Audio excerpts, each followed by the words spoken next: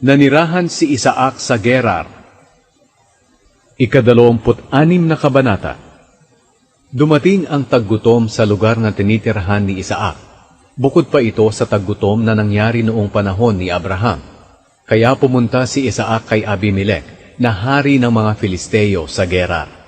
Nagpakita sa kanya ang Panginoon at sinabi, "Huwag kang pupunta sa Ehipto.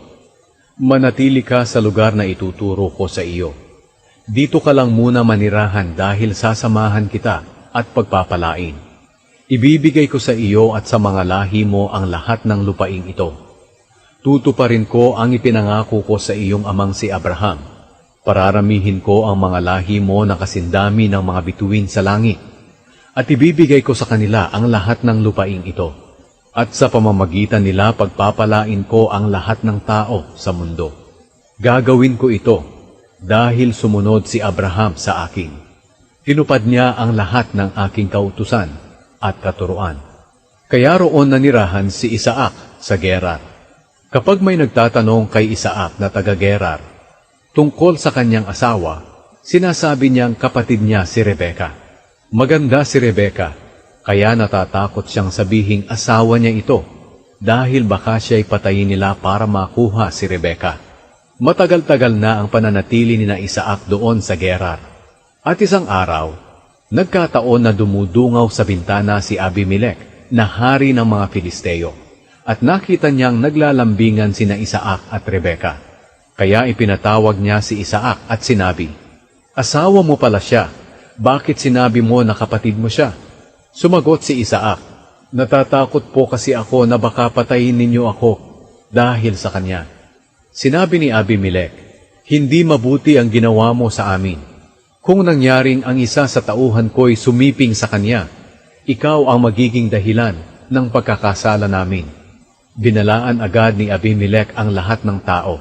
Sinabi niya, "Ang sino mang gagawa ng masama sa lalaking ito o sa asawa niya ay papatayin."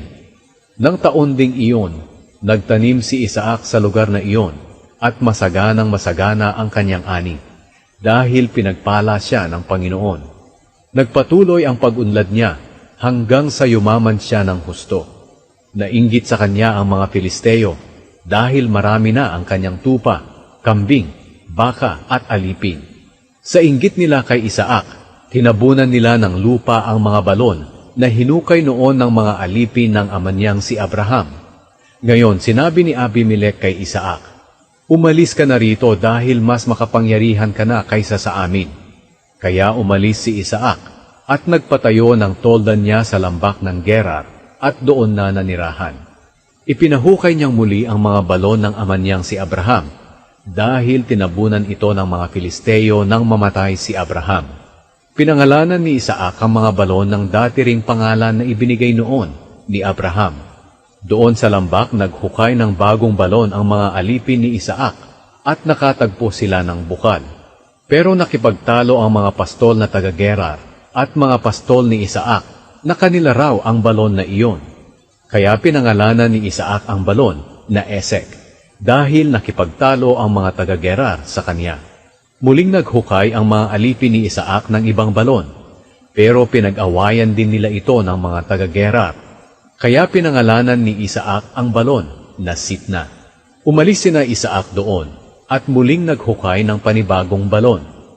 Hindi na nila ito pinag-awayan, kaya pinangalanan ito ni Isaac na Rehoboth.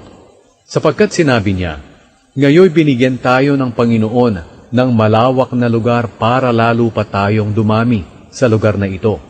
Hindi nagtagal, umalis si Isaac sa lugar na iyon at pumunta sa Beersheba. Nang gabing dumating siya, nagpakita sa kanya ang Panginoon at sinabi, "Ako ang Diyos ng iyong ama na si Abraham.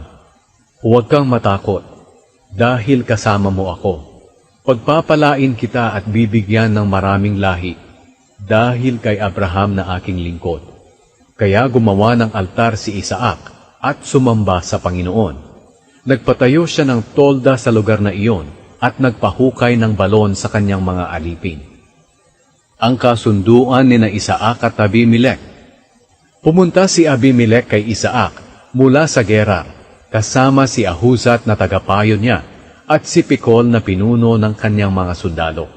Nagtanong si Isaac sa kanila, "Bakit kayo pumunta rito? Hindi ba't galit kayo sa akin, kaya pinaalis niyo ako sa lugar ninyo?" Sumagot sila, "Napatunayan namin na ang Panginoon ay kasama mo, kaya naisip namin na dapat tayong gumawa ng kasunduan na may panata. Ipangako mo sa amin na hindi mo kami gagawa ng masama, dahil hindi ka rin namin ginawa ng masama nang naroon ka pa sa amin. Inaruga ka namin ng mabuti at pinaalis ka namin ng matiwasay. Ngayon, naway pagpalain ka pa ng Panginoon." Kaya nagpahanda si Isaac para sa kanila, at nagsikain sila at nag-inuman. Kinabukasan, maaga silang nanumpas sa isa't isa. Pagkatapos, naghiwalay sila ng matiwasay. Sa araw ding iyon dumating ang mga alipin ni Isaac at ibinalita sa kanya na may tubig ang balong hinukay nila. Pinangalanan ni Isaac ang balon na iyon na Sheba. Kaya hanggang ngayon, ang lugar na iyon ay tinatawag na Beersheba. Nag-asawa si Esau nang hindi nila kalahi. Nang 40 taong gulang na si Esau, napangasawan niya si Judith na anak ni Beeri na Heteo. Naging asawa rin niya si Basemat na anak ni Elon na Heteo rin. Ang dalawang babaeng ito ay nagbigay ng kalungkutan kina Isaac at Rebeka. Binasbasan ni Isaac si Jacob. Ika-27 kabanata. Matandang-matanda na si Isaac at halos hindi na makakita. Isang araw, tinawag niya ang panganay niyang anak na si Esau. Sinabi niya, "Anak." Sumagot si Esau, "Narito po ako, ama." Sinabi ni Isaac, "Matanda na ako at hindi magtatagal ay mamamatay na ako. Mabuti pang kunin mo ang pana mo. Pumunta ka sa bukid at mangaso ka para sa akin. Pagkatapos ipagluto mo ako ng paborito kong pagkain at dalhin mo agad ito para makakain ako. At babasbasan kita bago ako mamatay." Nakikinig pala si Rebeka habang kausap ni Isaac si Esau. Kaya nang pumunta si Esau sa bukid para mangaso, kinausap ni Rebeka ang anak niyang si Jacob. "Narinig ko ang sinabi ng iyong ama kay Esau, na mangaso at agad siyang ipagluto ng paborito niyang pagkain. Sapagkat bago raw siya mamatay, babasbasan niya si Esau sa presensya ng Panginoon. Kaya anak, sundin mo ang iuutos ko sa iyo. Pumunta ka sa mga hayop natin, at kumuha ka ng 2 matabang batang kambing, at ipagluluto ko ang iyong ama ng paborito niyang pagkain. Pagkatapos dalhin mo ito sa kanya, para basbasan kanya bago siya mamatay." Pero sinabi ni Jacob sa kanyang ina, "Alam naman po ninyo na balbon si Esau, at ako na may hindi. Baka hawakan po ako ni ama, at malaman niyang niloloko ko lang siya, at sumpain po niya ako sa halip na basbasan." Sumagot si Rebeka, "Anak, ako ang mananagot kung susumpain ka niya. Basta gawin mo lang ang iniuutos ko sa iyo. Lumakad ka na at dalhan mo ako ng kambing." Kaya kumuha si Jacob ng 2 kambing, at dinala niya sa kanyang ina, at niluto ni Rebeka ang paboritong pagkain ni Isaac. Pagkatapos, kinuha niya ang pinakamagandang damit ni Esau na nasa bahay nila, at ipinasuot kay Jacob. Nilagyan niya ng balat ng kambing ang braso ni Jacob, pati ang leeg nito na hindi balbon. Pagkatapos ibinigay niya kay Jacob ang pagkain at ang tinapay na niluto niya.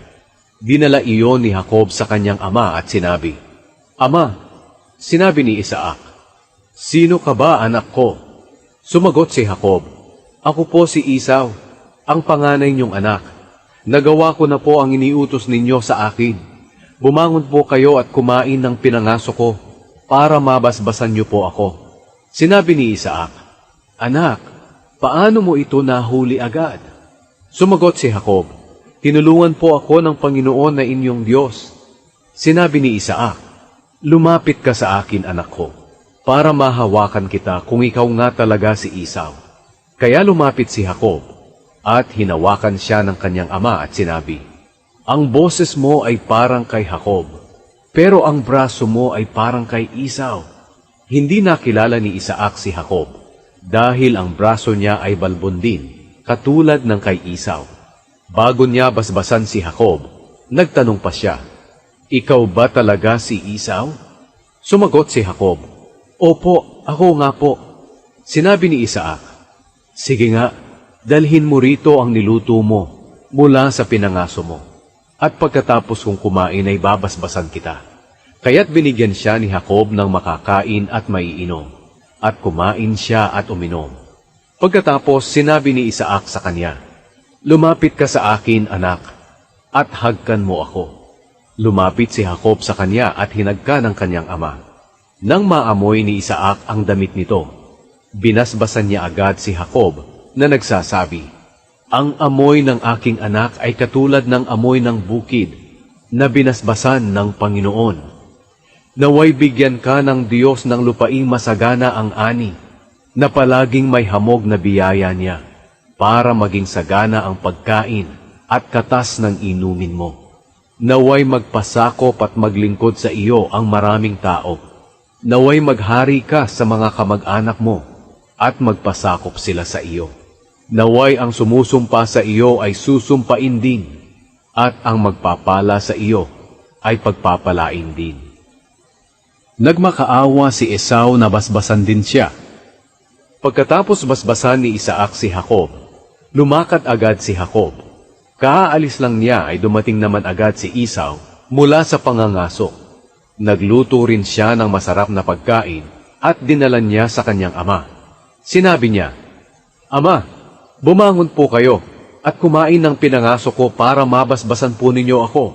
Nagtanong si Isaac sa kanya, "Sino ka?" Sumagot siya, "Ako po si Esau, ang panganay niyong anak." Nang marinig ito ni Isaac, nanginig siya at sinabi, "Sino kaya ang unang nangaso at nagdala rito sa akin ng pagkain? Katatapos ko lang kainin iyon nang dumating ka. Ibinigay ko na sa kanya ang aking basbas at hindi ko na iyon mababawi." Pagkarinig nito ni Esau, umiyak siya ng labis. Sinabi niya, "Ama, basbasan niyo rin po ako." Pero sumagot si Isaac, "Niloko ako ng nakababatang kapatid mo at nakuha na niya ang basbas ko na para sana sa iyo." Sinabi ni Esau, "Pangalawang beses na ito na niloko niya ako. Kaya pala Jacob ang pangalan niya. Kinuha na niya ang karapatan ko bilang panganay, at ngayon kinuha pa niya ang basbas na para sa akin." Pagkatapos nagtanong siya, "Ama, wala na po bang natitirang basbas na para sa akin?" Sumagot si Isaac, "Ginawa ko na siya na maging iyong amo, at ginawa ko rin ang lahat ng kamag-anak niya na maging mga alipin niya. Ibinigay ko na sa kanya ang saganang pagkain at inumin. Kaya ano pa ang maibibigay ko para sa iyo, anak?" Nagmakaawa pa si Esau sa kanyang ama. "Ama, wala na po bang kahit isang basbas? Basbasan niyo rin po ako." At patuloy ang kanyang paghagulgol. Sinabi ni Isaac sa kanya, "Hindi aani ng sagana ang lupaing titirhan mo, at palagi itong walang hamog na biyaya ng Diyos. Palagi kang makikipaglaban, at maglilingkod ka sa iyong kapatid. Pero kung lalaban ka sa kanya, makakalaya ka sa kanyang kapangyarihan." Kinapuutan ni Esau si Jacob, dahil sa basbas na ibinigay ng kanyang ama kay Jacob. Sinabi ni Esau sa kanyang sarili, "Malapit nang mamatay si ama. Kapag namatay na siya, papatayin ko si Jacob." Pero nabalitaan ni Rebeka ang balak ni Esau. Kaya ipinatawag niya si Jacob at sinabi, "Ang kuya mong si Esau ay balak kang patayin para mawala ang galit niya sa iyo. Kaya makinig ka sa sasabihin ko. Tumakas ka at pumunta sa Haran, doon sa kapatid kong si Laban. Doon ka muna hanggang mawala ang galit ng iyong kuya, at makalimutan na niya ang iyong ginawa sa kanya. Ipapasundo na lang kita roon kapag hindi na siya galit sa iyo. Hindi ko hahayaang mawala kayong dalawa sa akin. Baka isang araw magpatayan kayo." Pinapunta ni Isaac si Jacob kay Laban. Ngayon, sinabi ni Rebeka kay Isaac, "Nagsasawa na ako sa buhay ko dahil sa mga asawang Heteo ni Esau. Kung ang magiging asawa ni Jacob ay taga rito rin lang na isang babaeng Heteo, mabuti pang mamatay na lang ako." 28 Kabanata. Kaya ipinatawag ni Isaac si Jacob. Pagdating niya, binasbasan niya ito at inutusan, "Huwag kang mag-aasawa ng taga-Kanaan. Maghanda ka at pumunta sa Padan-aram, doon sa lolo mong si Betuel na ama ng iyong ina. Doon ka pumili ng iyong mapapangasawa sa isa sa mga dalagang anak ni Laban na kapatid ng iyong ina. Naway pagpalain ka ng makapangyarihang Diyos at bigyan ka ng maraming anak para maging ama ka ng maraming grupo ng tao. Naway ibigay din sa iyo at sa mga lahi mo ang pagpapalang ibinigay niya kay Abraham, para maging iyo ang lupaing ito na iyong tinitirhan ngayon bilang isang dayuhan. Ang lupaing ito ay ibinigay nga ng Diyos kay Abraham." Agad na pinapunta ni Isaac si Jacob sa Padan-aram, sa lugar ni Laban na anak ni Betuel na Arameo. Si Laban ay kapatid ni Rebeka, na ina ni na Jacob at Esau. Muling nag-asawa si Esau. Nalaman ni Esau na binasbasan ni Isaac si Jacob at pinapunta sa Padan-aram para roon maghanap ng mapapangasawa. Nalaman din niya na binasbasan ni Isaac si Jacob. Inutusan niya ito na huwag mag-asawa ng taga-Kanaan. At nalaman din niyang sumunod si Jacob sa magulang nila at pumunta sa Padan-aram. Dito napansin ni Esau na ayaw ng kanyang ama ang mga babaeng taga-Kanaan. Kaya pumunta siya sa tiyuhin niyang si Ishmael na anak ni Abraham kay Hagar, at napangasawa si Mahalat na kapatid ni Nebayot at anak ni Ishmael, bukod pa sa dalawang naging asawa niya. Nanaginip si Jacob sa Bethel. Umalis si Jacob sa Beersheba at lumakad papuntang Haran. Nang lumubog na ang araw, nakarating siya sa isang lugar at doon nanatili ng gabing iyon. Kumuha siya ng isang bato at ginawa niyang unan sa pagtulog niya. Ngayon nanaginip siya na may isang hagdan na nakatayo sa lupa na abot hanggang langit. Nakita niya ang mga anghel ng Diyos na umaakyat at bumababa sa hagdan. Nakita rin niya ang Panginoon na nakatayo sa itaas ng hagdan at sinabi sa kanya, "Ako ang Panginoon, ang Diyos ni Abraham at ni Isaac. Ibibigay ko sa iyo at sa mga lahi mo ang lupaing ito na iyong hinihigaan. Ang mga lahi mo ay magiging kasindami ng alikabok sa lupa. Mangangalat sila sa iba't ibang bahagi ng lupa. Sa pamamagitan mo at ng mga lahi mo, pagpapalain ko ang lahat ng tao sa mundo. Alalahanin mo palagi na kasama mo ako at iingatan kita kahit saan ka pumunta. Pababalikin kita sa lupaing ito at hindi kita pababayaan hanggang sa matupad ko ang aking ipinangako sa iyo." Biglang nagising si Jacob at sinabi niya sa kanyang sarili, "Hindi ko alam na nandito pala ang Panginoon sa lugar na ito." Kinabahan siya at sinabi, "Nakakamangha ang lugar na ito. Tirahan ito ng Diyos, at dito mismo ang pintuan papuntang langit." Maagang bumangon si Jacob. Kinuha niya ang batong inunan niya noong gabi at itinayo bilang isang alaala. Pagkatapos, binuhusan niya ito ng langis para maging banal. Pinangalanan ni Jacob ang lugar na iyon na Bethel. Dati ay Luz ang pangalan ng lugar na iyon. Sumumpa agad si Jacob na nagsabi, "Panginoon, kung sasamahan po ninyo ako at bibigyan po ng pagkain at damit, at kung makakabalik po akong muli sa bahay ng aking ama na walang masamang nangyari sa akin, kikilalanin ko po kayong aking Diyos. Ang bato pong ito na itinayo ko bilang isang alaala ay magpapatunay ng inyong presensya sa lugar na ito. At ibibigay ko po sa inyo ang 10 bahagi ng lahat ng ibibigay nyo sa akin." Nakarating si Jacob sa bahay ni Laban. 29 na kabanata. Nagpatuloy si Jacob sa paglalakbay niya hanggang sa nakarating siya sa lupain ng mga taga-silangan. May nakita siya roon na isang balon, at sa tabi nito ay may 3 pulutong ng tupa na nagpapahinga, dahil doon kumukuha ang mga tao ng tubig na ipinapainom sa mga tupa. Ang balon na ito ay tinatakpan ng malaking bato. Iniipon muna ng mga pastol ang lahat ng tupa bago nila pagulungin ang batong nakatakip sa balon. Pagkatapos nilang painumin ang mga tupa, muli nilang tinatakpan ang balon. Ngayon nagtanong si Jacob sa mga pastol ng tupa, "Mga kaibigan, taga saan kayo?" Sumagot sila, "Taga Haran." Muling nagtanong si Jacob, "Kilala ba ninyo si Laban na apo ni Nahor?" Sumagot sila, "Oo, kilala namin." Nagpatuloy sa pagtatanong si Jacob, "Kumusta na ba siya?" Sumagot sila, "Mabuti naman. Tingnan mo, paparating ang anak niyang si Raquel dito, kasama ang kanilang mga tupa." Sinabi ni Jacob sa kanila, "Napakaaga pa at hindi pa oras para ipunin ang mga tupa. Mabuti sigurong painumin ninyo sila at muling ipastol." Sumagot sila, "Hindi namin iyan magagawa kung hindi muna maiipon ang lahat ng tupa. Kung nandito na ang lahat, doon pa lamang namin pagugulungin ang takip na bato para sila'y painumin."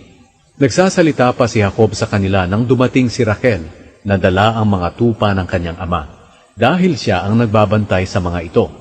Pagkakita ni Jacob kay Raquel na anak ng tiyuhin niyang si Laban na kasama ang mga tupa, pumunta siya sa balon at pinagulong ang bato at pinainom ang mga tupa ng tiyuhin niyang si Laban. Pagkatapos, hinagkan niya si Raquel at napaiyak siya sa tuwa. Sinabi niya kay Raquel, "Anak ako ni Rebeka, kaya pamangkin ako ng iyong ama." Patakbong umuwi si Raquel at sinabi sa kanyang ama.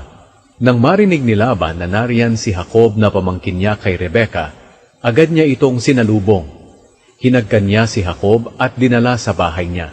At doon sinabi ni Jacob kay Laban ang lahat ng nangyari. Sinabi ni Laban sa kanya, "Tunay na magkadugo tayo." Naglingkod si Jacob kay Laban dahil kina Raquel at Leah. Pagkalipas ng 1 buwan na pananatili ni Jacob kina Laban, sinabi ni Laban sa kanya, "Hindi mabuti na magtrabaho ka para sa akin na walang bayad, dahil pamangkin kita. Sabihin mo sa akin kung ano ang gusto mong ibayad ko sa iyo." May 2 anak na dalaga si Laban. Si Leah ang panganay at si Raquel ang nakababatang kapatid. Mapupungay ang mata ni Leah, pero mas maganda ang hubog ng katawan ni Raquel. Dahil may gusto si Jacob kay Raquel, sinabi niya kay Laban, "Maglilingkod po ako sa inyo ng 7 taon, kung ibibigay niyo sa akin ang kamay ni Raquel." Sumagot si Laban, "Mas mabuti pang ikaw ang mapangasawa niya, kaysa sa ibang lalaki. Manatili ka na lang dito." Kaya naglingkod si Jacob kay Laban ng 7 taon para mapangasawa niya si Raquel. Dahil sa pagmamahal niya kay Raquel, parang ilang araw lang sa kanya ang 7 taon. Pagkalipas ng 7 taon, sinabi ni Jacob kay Laban, "Natapos na ang paglilingkod ko sa inyo, kaya ibigay niyo na sa akin si Raquel para magsama na kami." Pumayag si Laban, kaya nagdaos siya ng handaan at inimbitahan niya ang lahat ng tao sa lugar na iyon. Pero kinagabihan, sa halip na si Raquel ang dalhin ni Laban kay Jacob, si Leah ang dinala niya. At sumiping si Jacob kay Leah. Ibinigay ni Laban kay Leah ang alipin niyang babae na si Zilpa para maging alipin nito. Kinabukasan, nalaman ni Jacob na si Leah pala ang kasiping niya. Kaya pinuntahan niya si Laban at sinabi, "Bakit ginawa mo ito sa akin? Naglingkod ako sa iyo para mapangasawa ko si Raquel. Ngayon bakit niloko mo ako?" Sumagot si Laban, "Hindi kaugalian dito sa aming lugar na maunang makapag-asawa ang nakababatang kapatid kaysa sa nakatatandang kapatid.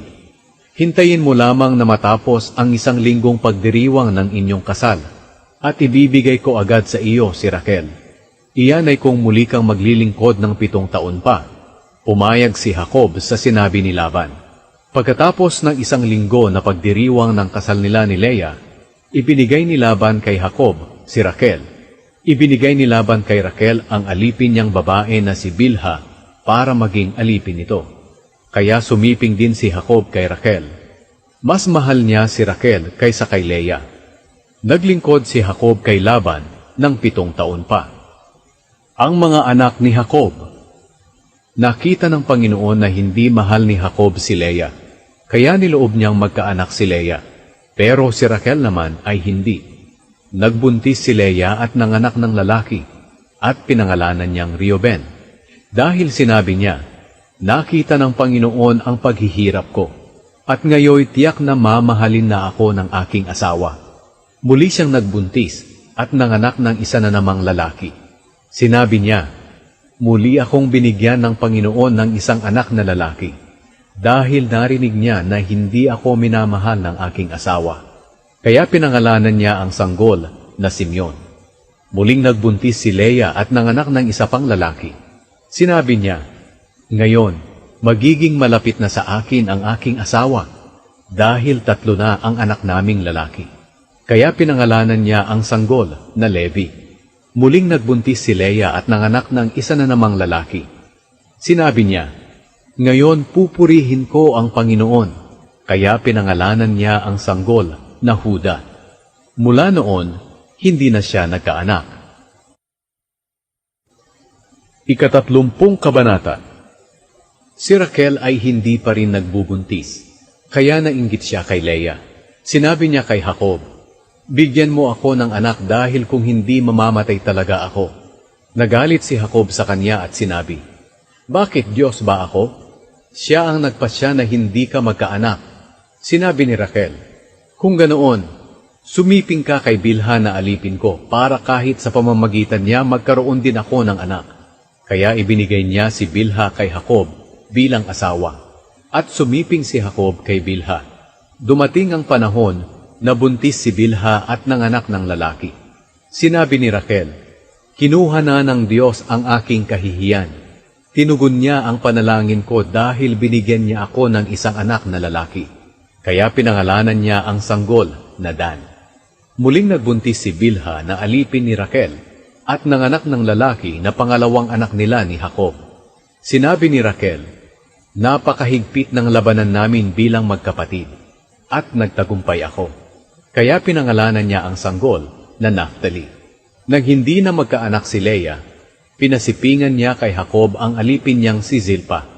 Nabuntis si Zilpa at nanganak ng lalaki. Sinabi ni Leah, parang pinalad ako. Kaya pinangalanan niya ang sanggol na Gad.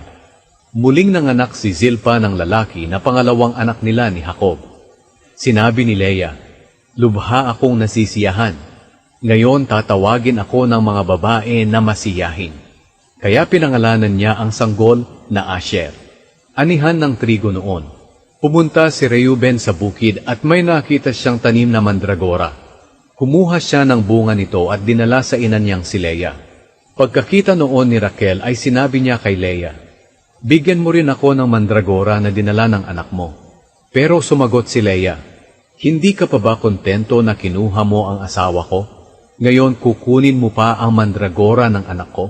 Sinabi ni Raquel, kung bibigyan mo ako ng mandragora, pasisipingin ko si Jacob sa iyo ngayong gabi. Mag-aagaw dilim na nang dumating si Jacob mula sa bukid. Sinalubong siya ni Leah at sinabi, kailangang sa akin ka sumiping ngayong gabi, dahil binayaran na kita kay Raquel ng mandragora na dala ng anak ko. Kaya sumiping si Jacob kay Leah ng gabing iyon. Sinagot ng Diyos ang panalangin ni Leah at siya'y nabuntis. Nanganak siya ng lalaki na ikalimang anak nila ni Jacob. Sinabi ni Leah, ginantimpalaan ako ng Diyos dahil ibinigay ko ang alipin ko sa aking asawa. Kaya pinangalanan niya ang kanyang anak na Isakar. Muling nabuntis si Leah at nanganak ng lalaki na ika-6 nilang anak ni Jacob. Sinabi niya, binigyan ako ng Diyos ng mabuting regalo. Pararangalan na ako nito ngayon ng asawa ko, dahil nabigyan ko na siya ng 6 na anak na puro lalaki. Kaya pinangalanan niya ang sanggol na Zebulun. Hindi nagtagal nanganak si Leah ng babae, at pinangalanan niyang Dina. Hindi rin kinalimutan ng Diyos si Raquel. Sinagot niya ang kanyang panalangin na magkaanak din siya. Nagbuntis siya at nanganak ng lalaki. Sinabi niya, inalis ng Diyos ang aking kahihiyan. Kaya pinangalanan niya ang sanggol na Jose, dahil sinabi niya, naway bigyan ako ng Panginoon ng isa pang anak. Ang kasunduan ni Jacob at ni Laban. Pagkatapos na ipanganak ni Raquel si Jose, sinabi ni Jacob kay Laban, pahintulutan niyo akong makauwi sa lugar namin. Ibigay niyo sa akin ang mga asawa ko na ipinaglingkod ko sa inyo at ang mga anak ko, dahil babalik na ako sa amin. Nalalaman niyo kung paano ako naglingkod sa inyo. Sumagot si Laban, kung maaari huwag muna. Ayon sa pagpapahula ko, nalaman ko na pinagpala ako ng Panginoon dahil sa iyo. Sabihin mo lang kung magkano ang ibabayad ko sa iyo at babayaran kita. Sinabi ni Jacob, alam mo kung paano ako naglingkod sa inyo at kung paano dumami ang mga hayop ninyo dahil sa pag-aalaga ko. Nang dumating ako rito, kakaunti pa lang ang mga hayop nyo. Pero ngayon ay napakarami na dahil pinagpala kayo ng Panginoon dahil sa akin. Ngayon, dapat na sigurong magsumikap ako para sa sarili kong sambahayan. Nagtanong si Laban, ano ba ang gusto mong ibayad ko sa iyo? Sumagot si Jacob, huwag niyo na lang po akong bayaran. Ipagpapatuloy ko ang pag-aalaga sa mga hayop ninyo kung papayag kayo sa kondisyon ko. Titingnan ko ngayon ang mga hayop nyo at kukunin ko ang itim na mga tupa at batik-batik na mga kambing. Iyon na lang ang pinakabayad nyo sa akin. Darating ang araw, malalaman nyo kung maaasahan ako o hindi, kung susuriin nyo ang mga hayop na ibinayad sa akin.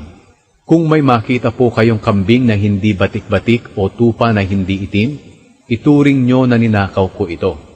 Sumagot si Laban, kung ganyan ang gusto mo, payag ako.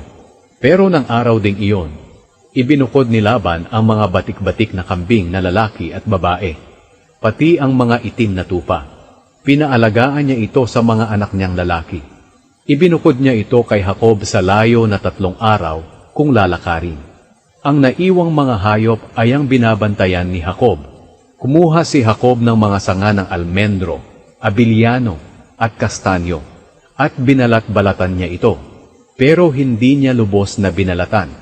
Kaya may batik-batik na puti kapag tiningnan ang mga sanga. Inilagay niya ang mga sangang iyon sa harapan ng painuman ng mga hayop para makita ng mga ito kapag iinom sila. Doon sa harapan ng mga sanga, nagkakastahan ang mga kambing kapag umiinom sila. Batik-batik ang mga anak nila kapag nanganganak sila. Pero iba ang ginawa ni Jacob sa mga tupa. Habang nagkakastahan ang mga hayop na ito, pinapaharap niya sila sa mga batik-batik na kambing niya at sa itim na mga kambing ni Laban. Kaya nakaipon din si Jacob ng sarili niyang mga hayop at hindi niya ito isinama sa mga hayop ni Laban. Kapag nagkakastahan na ang mga hayop na maganda ang katawan doon sa pinag-iinuman, inilalagay agad ni Jacob ang mga sangang iyon sa harapan ng mga ito. Pero kapag ang mga hayop na matatamlay ang nagkakastahan, hindi niya inilalagay ang mga sanga. Kaya ang mga matatamlay ay kay Laban at ang mga masisigla ang katawan ay kay Jacob. Sa ganitong paraan, labis na yumaman si Jacob. Dumami ang hayop niya pati na ang mga kamelyo at asno. Dumami rin ang alipin niyang lalaki at babae. Tumakas si Jacob kay Laban. 31 kabanata. Narinig ni Jacob na ang mga anak na lalaki ni Laban ay nagsasabi, kinuha ni Jacob ang halos lahat ng ari-arian ng ating ama. Ang lahat ng kayamanan niya ay nanggaling sa ari-arian ng ating ama. Napansin din ni Jacob na nag-iba na ang pakikitungo ni Laban sa kanya, di tulad ng dati. Sinabi ng Panginoon kay Jacob, bumalik ka na sa lupain ng iyong mga ninuno, doon sa mga kamag-anak mo, at makakasama mo ako. Kaya ipinatawag ni Jacob ang mga asawa niyang sina Raquel at Leah na naroon sa pastulan ng mga hayop niya. Sinabi niya sa kanila, napansin ko na nag-iba na ang pakikitungo ng inyong ama sa akin, di tulad ng dati. Pero hindi ako pababayaan ng Diyos ng aking ama. Alam naman ninyo na naglingkod ako sa inyong ama hanggang sa makakaya ko.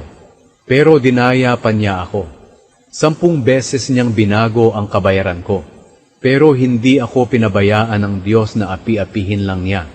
Nang sinabi nga ni Laban na ang batik-batik na mga kambing ang siyang bayad ko, panay din batik-batik ang anak ng mga kambing. Kinuha ng Diyos ang mga hayop ng inyong ama at ibinigay sa akin. Sinabi pa ni Jacob, ng panahon ng pagkakastahan ng mga hayop, na naginip ako. Nakita ko na ang mga lalaking kambing na kumakasta sa mga babaeng kambing ay mga batik-batik. Sa panaginip ko, tinawag ako ng anghel ng Diyos.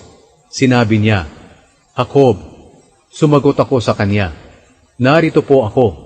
At sinabi niya, masdan mo ang lahat ng lalaking kambing na kumakasta sa mga babaeng kambing ay mga batik-batik. Ginawa ko ito dahil nakita ko ang lahat ng ginagawa sa iyo ni Laban. Ako ang Diyos na nagpakita sa iyo roon sa Bethel, sa lupain kung saan binuhusan mo ng langis ang bato na itinayo mo bilang alaala. At doon ka rin nangako sa akin. Ngayon maghanda ka at umalis sa lugar na ito, at bumalik sa lugar kung saan ka isinilang. Sumagot si Raquel at si Leah kay Jacob, wala na kaming mamanahin sa aming ama. Ibang tao na kami sa paningin niya. Ipinagbili na kami at naubos na niya ang perang pinagbilhan namin. Ang lahat ng yaman na binawi sa kanya ng Diyos at ibinigay na sa iyo ay maituturing namin na mamanahin namin at ng aming mga anak. Kaya gawin mo ang sinabi sa iyo ng Diyos. Naghanda agad si Jacob para bumalik sa Kanaan, sa lupain ng ama niyang si Isaac. Pinasakay niya ang mga anak niya at mga asawa sa mga kamelyo. Dinala niya ang mga hayop niya at ang lahat ng ari-arian niya na naipon niya sa Padan-aram. Nagkataon naman na umalis si Laban para gupitan ang kanyang mga tupa, at habang wala siya, kinuha ni Raquel ang mga Diyos-Diyosang pag-aari ng kanyang ama. Niloko ni Jacob si Laban na Arameo dahil hindi siya nagpaalam sa pag-alis niya. Nang umalis si Jacob, dala niya ang lahat ng ari-arian niya. Tumawid siya sa ilog Euphrates at pumunta sa bundok ng Gilead. Hinabol ni Laban si Jacob. Nakalipas ang 3 araw bago malaman ni Laban na lumayas sina Jacob. Kaya't hinabol niya si Jacob kasama ang mga kamag-anak niya sa loob ng 7 araw. Naabutan nila sina Jacob doon sa bundok ng Gilead. Nang gabing iyon, nagpakita ang Diyos kay Laban na Arameo sa panaginip. Sinabi ng Diyos sa kanya, huwag mong gagawan ng masama si Jacob. Nagtatayo noon si Jacob ng tolda niya sa bundok ng Gilead nang maabutan siya ni Laban. At doon din nagtayo sina Laban ng mga tolda nila. Sinabi ni Laban kay Jacob, bakit ginawa mo ito sa akin? Bakit mo ako niloko? At dinala mo ang mga anak ko na parang mga bihag sa labanan? Bakit niloko mo ako at umalis nang hindi nagpapaalam sa akin? Kung nagsabi ka lang, paglalakbayin pa sana kita ng may kagalakan sa pamamagitan ng tugtugan ng tamburin at alpa. Hindi mo man lang ako binigyan ng pagkakataon na mahagka ng mga apo ko at mga anak bago sila umalis. Hindi maganda itong ginawa mo. May dahilan ako para gawan ka ng masama. Kaya lang binalaan ako kagabi ng Diyos ng iyong ama na huwag kitang gagawan ng masama. Alam kong sabik na sabik ka ng umuwi. Pero bakit ninakaw mo ang mga Diyos ko? Sumagot si Jacob sa kanya, hindi ako nagpaalam sa iyo dahil natatakot ako na baka pilitin niyong bawiin sa akin ang mga anak mo. Pero kung tungkol sa mga nawawala ninyong Diyos-Diyosan, kapag nakita niyo ito sa kahit sino sa amin, parurusahan siya ng kamatayan. Sa harapan ng mga kamag-anak natin bilang mga saksi, tingnan niyo kung may pag-aari po kayo rito na nasa amin, at kung mayroon ay kunin niyo. Hindi alam ni Jacob na si Raquel pala ang kumuha ng mga Diyos-Diyosan ni Laban. Kaya hinanap ni Laban ang mga Diyos-Diyosan niya sa tolda ni Jacob, sa tolda ni Leah, at pati sa tolda ng 2 aliping babae na mga asawa ni Jacob. Pero hindi niya nakita ang mga ito. Paglabas niya sa tolda ni Leah, pumasok siya sa tolda ni Raquel. Pero naitago na ni Raquel ang mga Diyos-Diyosan sa lalagyan na ginagamit na upuan sa pagsakay sa kamelyo, at inupuan niya. Hinanap ni Laban ang mga Diyos-Diyosan sa tolda ni Raquel, pero hindi niya ito makita. Sinabi ni Raquel sa kanya, Ama, huwag po kayong magalit kung hindi po ako makatayo, dahil mayroon akong buwan ng dalaw. At patuloy na naghahanap si Laban, pero hindi niya makita ang mga Diyos-Diyosan niya. Hindi na mapigilan ni Jacob ang kanyang galit, kaya sinabi niya kay Laban, Ano ba ang kasalanang nagawa ko at hinabol mo pa ako? Ngayong nahalongkat mo na ang lahat ng ari-arian ko. May nakita ka bang sa iyo? Kung mayroon, ilagay mo rito sa harap para makita ng aking mga kamag-anak at ng iyong mga kamag-anak, at bahala na sila ang humatol sa atin. Sa loob ng 20 taon, nang ako'y nasa inyo, ni minsan hindi nakunan ang iyong mga kambing at tupa, at ni isang lalaking tupa ay hindi ko pinangahasang kainin. Hindi ko na dinadala sa iyo ang mga hayop na pinatay ng mababangis na hayop. Pinapalitan ko na lang ito agad. Pinabayaran mo rin sa akin ang mga hayop na ninakaw araw man o gabi. Ganito ang naging kalagayan ko. Kapag araw ay nagtitiis ako sa init, at kung gabi ay nagtitiis ako sa lamig, at palaging kulang ang tulog ko. Sa loob ng 20 taon na pagtira ko sa inyo, 14 na taon akong naglingkod sa iyo para sa iyong 2 anak na babae. Naglingkod pa ako ng 6 na taon para bantayan ang iyong mga hayop. Pero ano ang ginawa mo? 10 beses mong binago ang pagbabayad mo sa akin. Kung hindi siguro ako sinamahan ng Diyos na ginagalang ng aking ama na si Isaac, na siya ring Diyos ni Abraham, baka pinalayas mo na ako nang walang dalang anuman. Pero nakita ng Diyos ang paghihirap ko at pagtatrabaho, kaya binalaan kanya kagabi. Ang kasunduan ni Jacob at Laban. Sumagot si Laban, ang mga babaeng iyan ay anak ko, at ang mga anak nila ay mga apo ko, at ang mga hayop na iyan ay akin din. Lahat ng nakikita mo ay akin. Pero ngayon, ano pa ang magagawa ko sa mga anak at apo ko? Ang mabuti siguro gumawa tayo ng kasunduan. Magtayo tayo ng batong magpapaalala sa atin at magpapatunay ng kasunduan natin.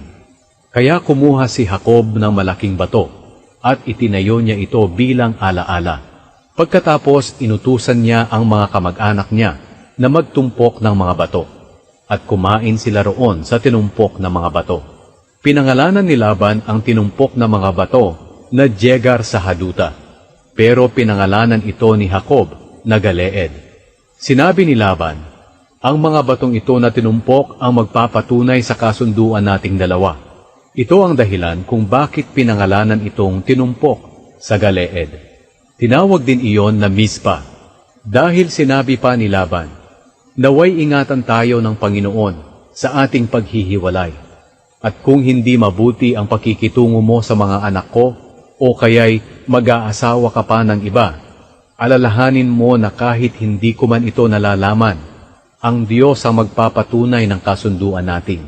Muli pang sinabi ni Laban kay Jacob, narito ang tinumpok na mga bato, at ang bato na alaalang magpapatunay ng kasunduan natin. Ang mga tinumpok na batong ito at ang bato na alaala ang siyang magpapatunay ng ating kasunduan na hindi ako lalampas sa tinumpok na mga batong ito para lusubin ka, at hindi ka rin lalampas sa tinumpok na mga batong ito at sa bato na alaala para lusubin ako. Naway ang Diyos ng lolo mong si Abraham at ang Diyos ng aking ama na si Nahor, na siya ring Diyos ng kanilang amang si Tera, ang siyang humatol sa ating dalawa. Nakipagkasundo rin si Jacob kay Laban sa pangalan ng Diyos na iginagalang ng ama niyang si Isaac. Naghandog si Jacob ng hayop doon sa bundok, at tinawag niya ang mga kamag-anak niya para kumain. Kinagabihan, doon sila natulog sa bundok. Kinabukasan, maaga pa ay hinagkan ni Laban at binasbasan ang mga anak at apo niya, at umalis siya pauwi. Naghanda si Jacob sa pakikipagkita kay Esau. 32 kabanata. Habang naglalakbay sina Jacob, sinalubong siya ng mga anghel ng Diyos. Pagkakita ni Jacob sa kanila, sinabi niya, mga sundalo ito ng Diyos. Kaya pinangalanan niya ang lugar na iyon na Mahanaim. May mga inutusan si Jacob na mauna sa kanya para makipagkita sa kapatid niyang si Esau roon sa lupain ng Seir, ang lugar na tinatawag ding Edom. Tinuruan niya sila kung ano ang sasabihin nila kay Esau. Sinabi ni Jacob, sabihin ninyo kay Esau na matagal akong nanirahan kay Laban at hindi pa ako nakakauwi hanggang ngayon. At sabihin ninyo sa kanya na may mga baka ako, asno, tupa, kambing at mga aliping lalaki at babae. Sabihin ninyo sa kanya na inutusan ko kayo para hilingin sa kanya na maging mabuti na sana ang pakikitungo niya sa akin. Pagbalik ng mga inutusan ni Jacob, sinabi nila, napuntahan na po namin si Esau, at papunta na po siya rito para salubungin kayo. May kasama siyang 400 lalaki. Kinabahan si Jacob, at hindi siya mapalagay. Kaya hinati niya sa 2 grupo ang mga kasamahan niya, pati ang kanyang mga tupa, baka, kambing, at kamelyo. Dahil naisip niya na kung sakaling dumating si Esau at lusubin ang isang grupo, makakatakas pa ang isang grupo. Nanalangin si Jacob, Diyos ng aking lolo na si Abraham at Diyos ng aking ama na si Isaac, kayo po ang Panginoon na nagsabi sa akin na bumalik ako sa mga kamag-anak ko, doon po sa lupain kung saan ako isinilang, at pagpapalain ninyo ako. Hindi po ako karapat-dapat tumanggap ng lahat ng kabutihan at katapatan na ipinakita ninyo sa akin na inyong lingkod. Sapagkat nang tumawid ako noon sa Hordan, wala po akong ibang dala kundi tungkod lang. Pero ngayon ay may 2 na po akong grupo. Hinihiling ko po sa inyo na iligtas nyo ako sa kapatid kong si Esau. Natatakot po ako na baka pumunta siya rito at patayin kaming lahat, pati na ang mga asawa ko at mga anak nila. Pero nangako po kayo sa akin na pagpapalain niyo ako at pararamihin niyo ang aking mga lahi, katulad ng buhangin sa tabing dagat na hindi mabilang. Kinagabihan, doon natulog sina Jacob.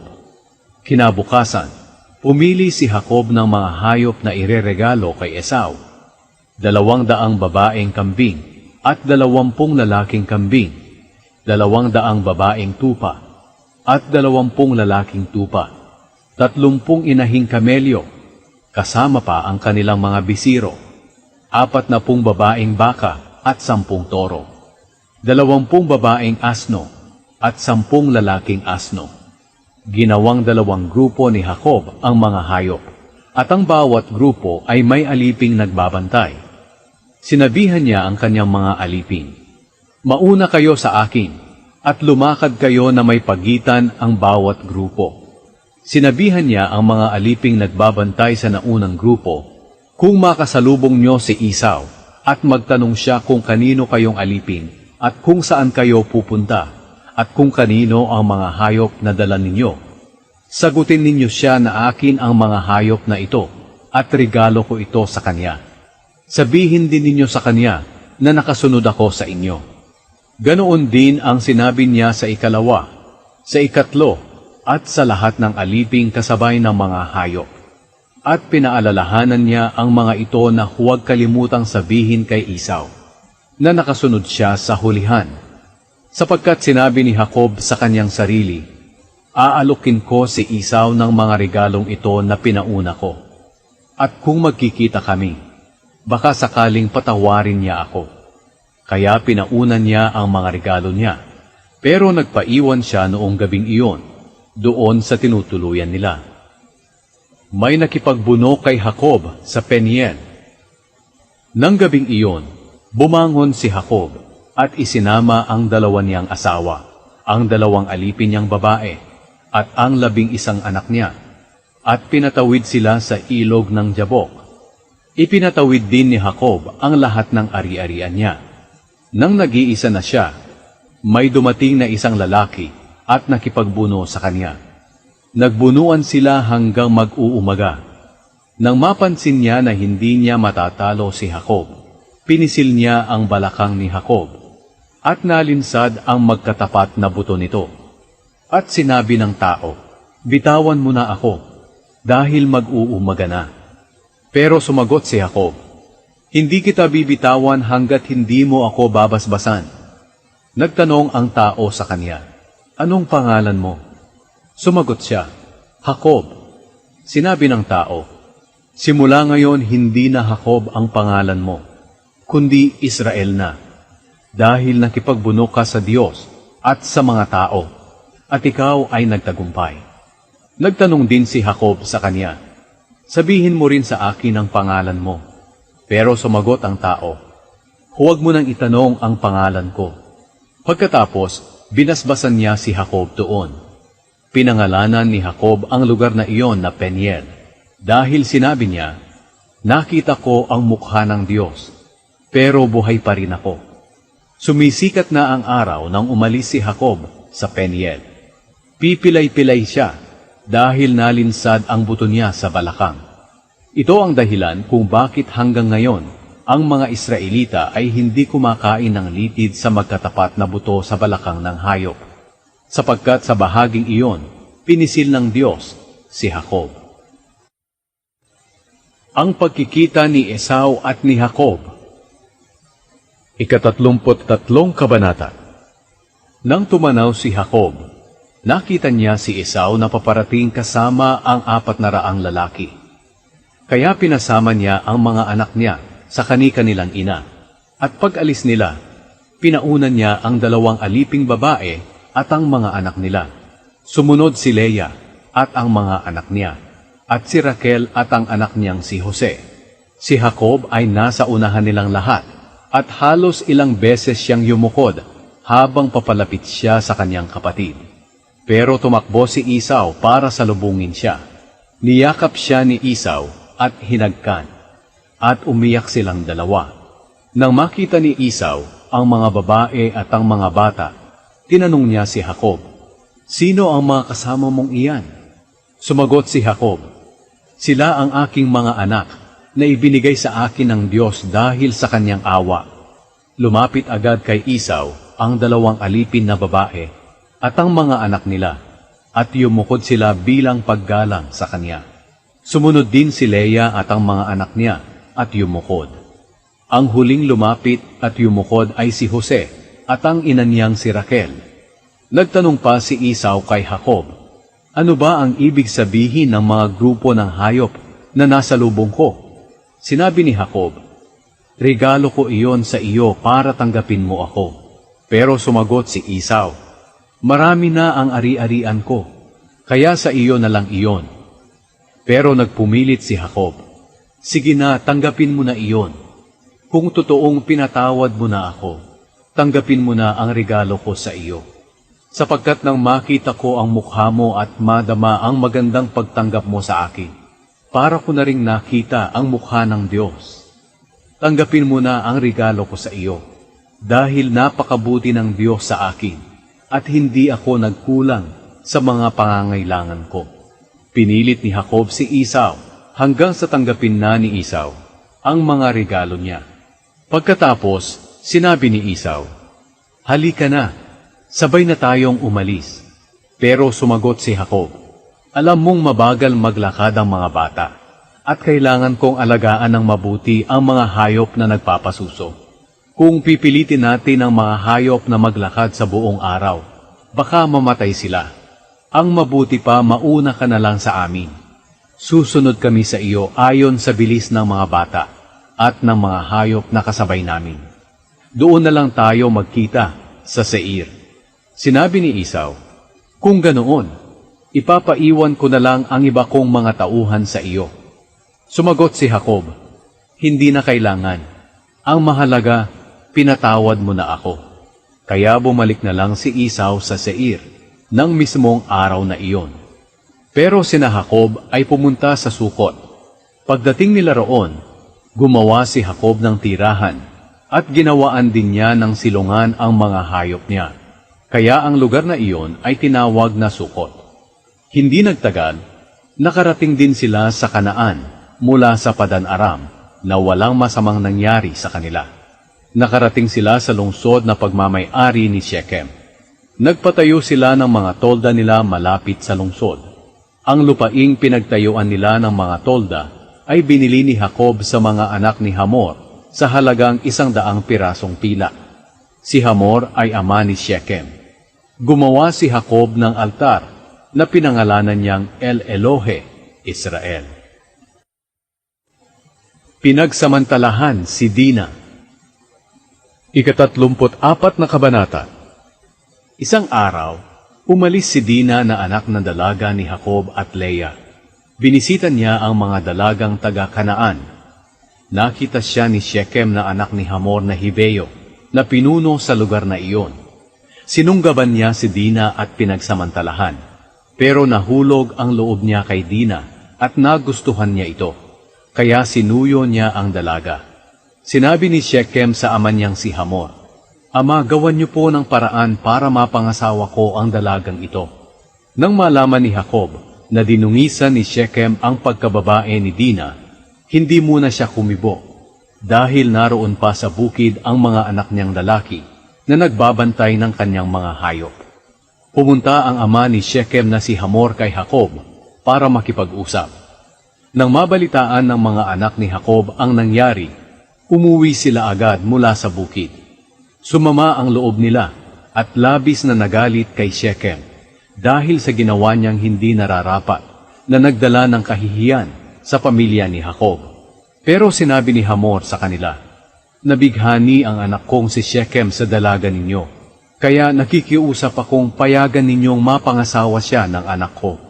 At maganda rin na hayaan nating mapangasawa ng mga dalaga ninyo ang mga binata namin, at mapangasawa rin ng mga dalaga namin ang mga binata ninyo. Maaari kayong manirahang kasama namin, kahit sa ang lugar ninyo gustuhin. Maaari rin kayong magnegosyo, kahit saan, at magmay-ari ng lupain dito." Nakiusap din si Shechem sa ama at sa mga kapatid ni Dina, "Kung maaari po, ay mapangasawa ko si Dina na kapatid ninyo. Ibibigay ko po ang kahit anong hilingin ninyo. Kayo po ang bahala kung magkano ang hihilingin ninyo, at kung ano ang iririgalo ko para mapangasawa ko ang kapatid ninyo. Babayaran ko po kayo kahit magkano ang hilingin ninyo, basta't mapangasawa ko lang po si Dina." Pero dahil sa dinungisan ni Shechem ang pagkababae ni Dina, niloko ng mga anak ni Jacob si Shechem at ang ama nitong si Hamor. Sinabi nila, "Hindi kami papayag na makapag-asawa si Dina ng isang taong hindi tuli, dahil nakakahiya iyan para sa amin. Papayag lang kami kung ang lahat ng lalaki na taga rito ay magpapatuli rin, kagaya namin. Kung magpapatuli kayo, maaari ninyong mapangasawa ang mga dalaga namin, at maaari rin kaming makapag-asawa sa mga dalaga ninyo, at maninirahan kami kasama ninyo para maging isang bayan na lang tayo. Pero kung hindi kayo papayag, kukunin namin si Dina at aalis kami rito." Nakita ni Hamor at Shechem na mukhang maganda rin ang mungkahing ibinigay ng mga anak ni Jacob. Kaya dahil sa malaking pagmamahal ni Shechem kay Dina, hindi na siya nag-aksaya ng panahon para sundin ang mga sinabi ng mga anak ni Jacob. Si Shechem ang lubos na iginagalang sa sambahayan ng kanyang ama. Pumunta agad sila sa kanyang ama sa pintuan ng lungsod at nagsalita sa mga lalaki sa kanilang lungsod. Sinabi nila, "Palakaibigan ang mga taong ito, kaya rito na lang natin sila patirahin at payagan na makapagnegosyo sila kahit saan. Malaki naman ang lupain natin. Maaari tayong makipag-asawa sa mga dalaga nila, at makikipag-asawa rin sila sa mga dalaga natin. Pero papayag lang sila na manirahan dito kasama natin bilang isang bayan, kung papayag ang lahat ng kalalakihan natin na magpatuli kagaya nila. Kung dito sila titira, magiging atin din ang lahat ng hayop at ari-arian nila. Kaya pumayag na lang tayo sa mungkahi nila, para manirahan sila rito na kasama natin." Pumayag ang lahat ng kalalakihan ng lungsod sa sinabi ni Hamor at ng anak niyang si Shechem. Kaya nagpatuli ang lahat ng kalalakihan nila. Pagkalipas ng 3 araw, habang mahapdi pa ang sugat ng mga lalaki, pumasok sa lungsod ang 2 anak ni Jacob na sina Simeon at Levi na mga kapatid ni Dina. Hindi alam ng mga tao roon na masama pala ang pakay nila. May dala silang mga espada at pinagpapatay nila ang lahat ng lalaki. Pinatay din nila si Hamor at ang anak niyang si Shechem. Kinuha rin nila si Dina sa bahay ni Shechem at umalis. Pagkatapos, pinasok din ng iba pang anak ni Jacob ang lungsod at kinuha ang mga ari-arian dito. Ginawa nila ito dahil dinungisan ang pagkababae ng kapatid nilang si Dina. Kinuha nila ang mga tupa, baka, asno, at lahat ng ari-arian doon sa lungsod at bukirin. Sinamsam nila ang lahat ng kayamanan ng lungsod, pati ang mga ari-arian sa loob ng mga bahay, at binihag nila ang lahat ng babae at bata. Ngayon, sinabi ni Jacob kina Simeon at Levi, "Binigyan ninyo ako ng malaking problema. Magkikimkim ng galit sa atin ang mga Kananeo at mga Perizeyo sa lupaing ito. Mamamatay tayong lahat kung magkakaisa silang lusubin tayo dahil kaunti lang tayo." Pero sumagot ang dalawa, "Pababayaan lang ba namin na tratuhin ang kapatid namin na parang isang babaeng bayaran?" Binasbasan ng Diyos si Jacob sa Bethel. 35 Kabanata. Ngayon, sinabi ng Diyos kay Jacob, "Maghanda ka, pumunta ka sa Bethel at doon manirahan. Gumawa ka roon ng altar para sa akin, ang Diyos na nagpakita sa iyo nang tumakas ka sa kapatid mong si Esau." Kaya sinabi ni Jacob sa sambahayan niya at sa lahat ng kasama niya, "Itapon ninyo ang mga Diyos-Diyosan ninyo. Maging malinis kayo at magbihis ng damit, bilang simbolo ng bago at malinis na buhay. Pagkatapos pupunta tayo sa Bethel, at gagawa ako roon ng altar para sumamba sa Diyos na tumulong sa akin noong nasa kahirapan ako, at aking kasama kahit saan ako pumaroon." Kaya ibinigay nila kay Jacob ang mga Diyos-Diyosa nila, pati na ang mga hikaw nila na ginagamit bilang anting-anting. Ibinaon ni Jacob ang lahat ng ito sa ilalim ng punong kahoy na terebinto, malapit sa Shechem. Nang umalis na sina Jacob, pinagharian ng takot mula sa Diyos ang mga tao sa palibot ng mga bayan. Kaya hindi sila lumusob at hindi nila hinabol sila Jacob. Nakarating sila Jacob at ang mga kasama niya sa Luz, na tinatawag ding Bethel, doon sa Kanaan. Gumawa siya roon ng altar. Tinawag niya ang lugar na iyon na El Bethel, dahil nagpakita sa kanya roon ang Diyos nang tumakas siya sa kanyang kapatid na si Esau. Namatay si Deborah na tagapag-alaga ni Rebeka, kaya inilibing siya sa ilalim ng punong kahoy na terebinto na nasa paanan ng Bethel. Tinawag iyon na punong kahoy na Alon Bakut. Nang umuwi si Jacob mula sa Padan Aram, muling nagpakita ang Diyos sa kanya at binasbasan siya. Sinabi ng Diyos sa kanya, "Jacob ang pangalan mo, pero mula ngayon, hindi ka na tatawaging Jacob, kundi Israel na." Kaya naging Israel ang pangalan ni Jacob. Sinabi pa ng Diyos sa kanya, "Ako ang makapangyarihang Diyos. Magkakaroon ka ng maraming anak. Magiging ama ka ng isang bansa at ng marami pang bansa, at magiging hari ang iba mong mga lahi. Ang lupain na ibinigay ko kay Abraham at kay Isaac ay ibibigay ko rin sa iyo at sa mga lahi mo." Pagkatapos umalis ang Diyos sa lugar na iyon, kung saan nakipag-usap siya kay Jacob, at nagtayo roon si Jacob ng batong alaala. Binuhusan niya agad ng alak at langis ang bato para maging banal. Pinangalanan niya ang lugar na iyon na Bethel. Ang pagkamatay ni Raquel. Umalis si Jacob at ang sambahayan niya sa Bethel. Manganganak na noon si Raquel. Malayo pa sila sa bayan ng Efrata, sumakit na ang tiyan ni Raquel.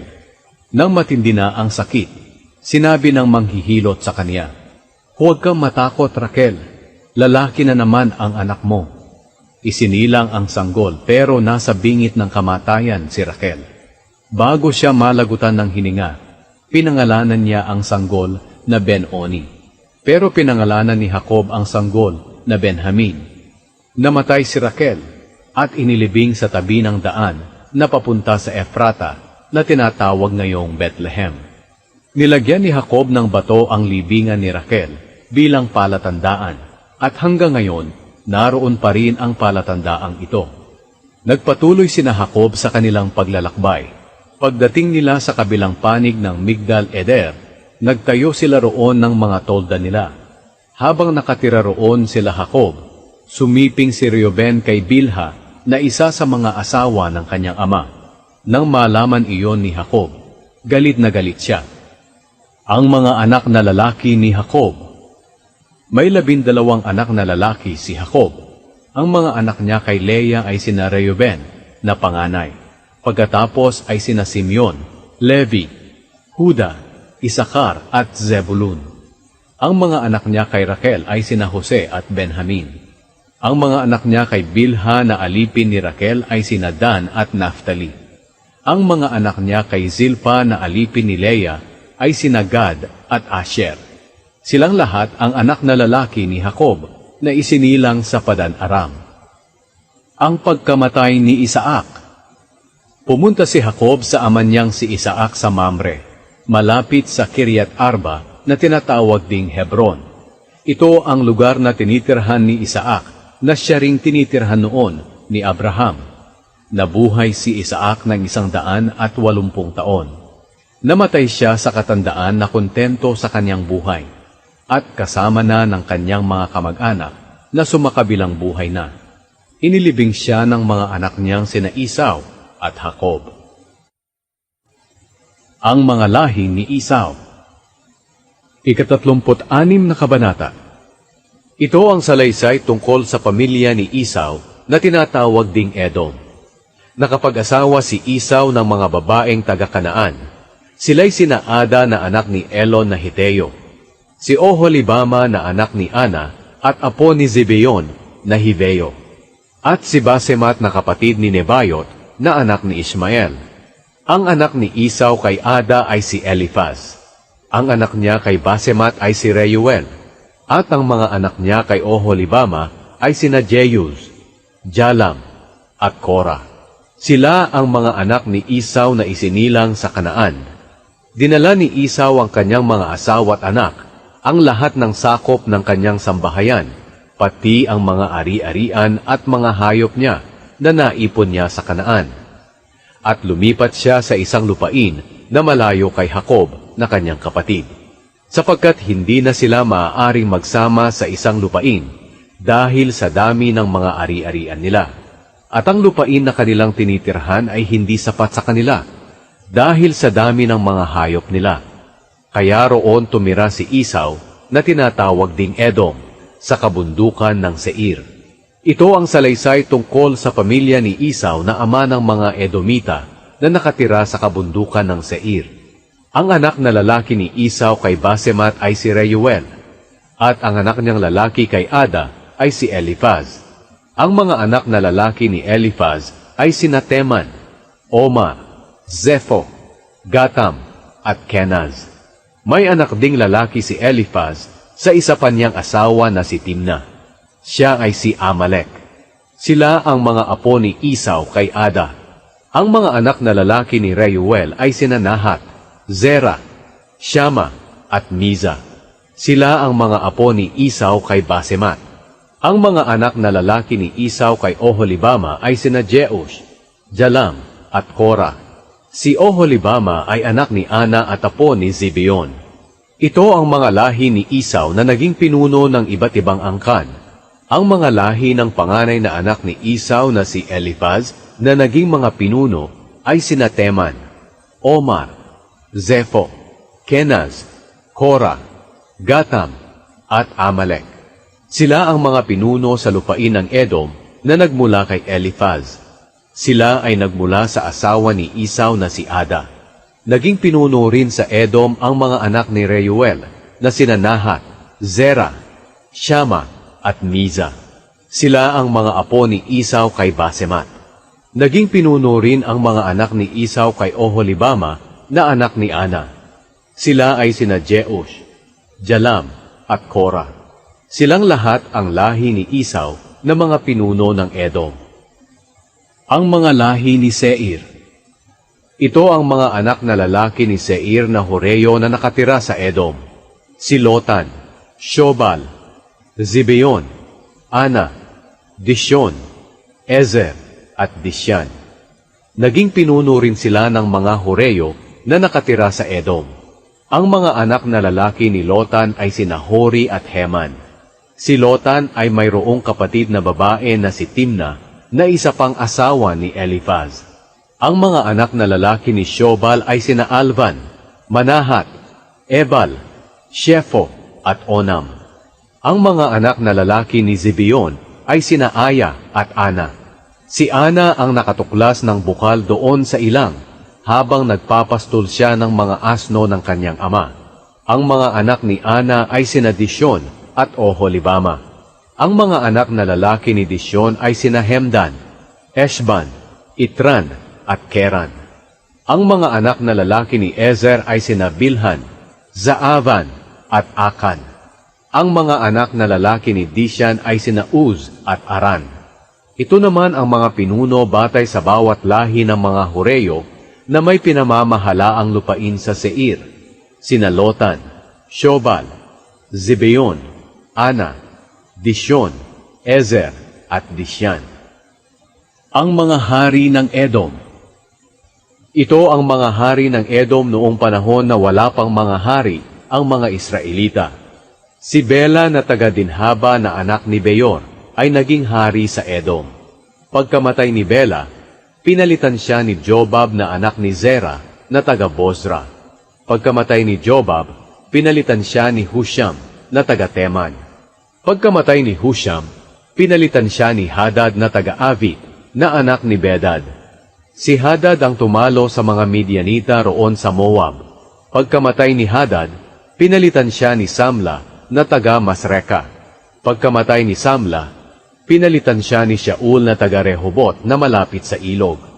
Pagkamatay ni Shaul, pinalitan siya ni Baal-Hanan na anak ni Akbor. Pagkamatay ni Baal-Hanan na anak ni Akbor, pinalitan siya ni Hadad na taga-Pau. Ang asawa niya ay si Mehetabel na anak ni Matred at apo ni Mezahab.